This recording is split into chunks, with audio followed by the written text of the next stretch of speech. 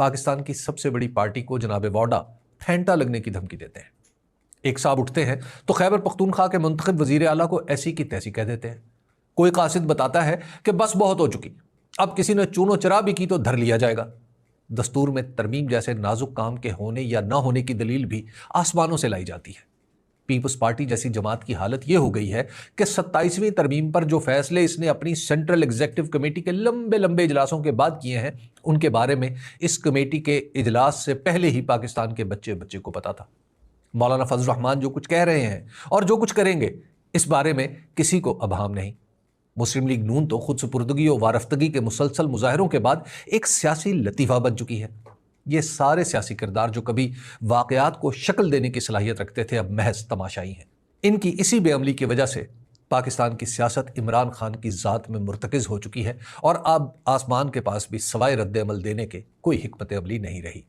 نوبت یہاں تک پہنچ چکی ہے کہ وزیر اعلیٰ خیبر پختونخوا سمیت تحریک انصاف کے نوجوان رہنما بغیر لفظ چبائے وہ بات کہہ دیتے ہیں جو ہم جیسے احتیاط پسندوں کے حاشیۂ خیال میں بھی نہیں آتی۔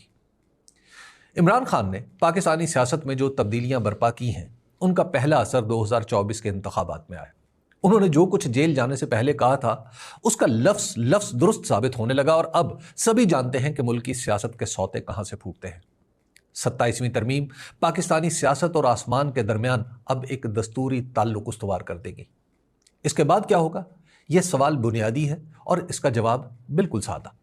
وہ اس طرح کہ اس ترمیم کے بعد پاکستانی سیاست میں فوری طور پر کچھ نہیں بدلے گا، مگر آئندہ کے چند ہفتوں میں واقعات کی رفتار تیز ہوتی چلی جائے گی۔ اس کی وجہ یہ ہے کہ 27ویں ترمیم کے نتیجے میں سیاسی جنگ کی لکیریں واضح ہو جائیں گی۔ ہر کوئی ان لکیروں کو پھلانگنے کی کوشش کرے گا اور نظام کی ساری توانائی انہیں بچانے میں خرچ ہوتی رہے گی۔ پھر بات پھیلتی چلی جائے گی اور اتنی پھیل جائے گی کہ کوئی سمیٹ نہیں سکے گا۔ عدلیہ اور خاص طور پر اعلیٰ عدلیہ ملک میں ہر قسم کے تنازع کو نہ صرف حدود میں رکھتی ہے بلکہ اس کا حل نکال کر مستقبل کا راستہ ہموار کرتی ہے۔ یہی وجہ ہے کہ دنیا میں عدلیہ کی خود مختاری اتنی ہی اہم سمجھی جاتی ہے جتنی کہ جمہوریت، بلکہ عدالتی خود مختاری اور جمہوریت کا تصور بھی ایک دوسرے کے بغیر ممکن نہیں۔ پہلے 26ویں ترمیم کے ذریعے آئینی بینچ بنا کر عدالت کو کمزور کر دیا گیا، اور اب 27ویں کے ذریعے الگ دستوری عدالت بنا کر عملاً عدلیہ کا جنازہ ہی پڑھ دیا جائے گا۔ یہ سب کچھ پاکستان کے عوام کا مطالبہ ہے، نہ قانون سازوں کی آزاد مرضی کے تابع ہونے والی تبدیلی۔